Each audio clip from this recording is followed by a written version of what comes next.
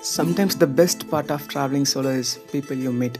Hello மக்களே, நான் உங்கள் அரவிந்த். லாஸ்ட் நைட் சீக்கிரம் படுத்து ஒரு நல்ல தூக்கத்துக்கு அப்புறம் எழுந்து முடிக்க வேண்டிய வேலை எல்லாத்தையும் முடிச்சுட்டு ட்ரெயின் நிற்கிற ஸ்டேஷன்லாம் எதுக்கு இறங்குறோம்னே தெரியாமல் இறங்கி ஏறிட்டு இருந்தேன். அப்போ தான் என் வயிறு சோறு வேணும்னு கேட்க, சரி ஓகே பிரேக்ஃபாஸ்ட்டை முடிப்போம் அப்படின்னு பிரெட்டில் வேர்க்கடலை எண்ணெயை தடவி சாப்பிட்டு இருக்கும்போது எனக்கு அங்கே ஒரு ஃபேமிலி ஃப்ரெண்டானாங்க. அவங்க ஏன் இதெல்லாம் சாப்பிட்றா, வா நம்ம ஒன்றா சாப்பிடலாம் அப்படின்னு வீட் பிரெட் சாப்பிட்டுட்டு இருந்தேன். எனக்கு வீட்டு சாப்பாடுலாம் கொடுத்தாங்க. இதெல்லாம் சாப்பிட்டு முடிச்சு தேங்க்ஸ் சொன்னதுக்கு, தேங்க்ஸ்லாம் சொல்லக்கூடாது, எங்கள் வீட்டு பையன் மாதிரி தான் நீயும் அப்படின்னு சொன்னாங்க. எனக்கு ஒன்றுமே புரியல. நம்ம என்ன கொஞ்ச நேரம் தானே பேசியிருப்போம், அதுக்குள்ளே இவ்வளோ பெரிய வார்த்தையெல்லாம் சொல்கிறாங்களே அப்படின்னு யோசிக்கிறப்ப தான் ஒன்று புரிஞ்சுது. Really peoples are how ஸ்வீட்னு.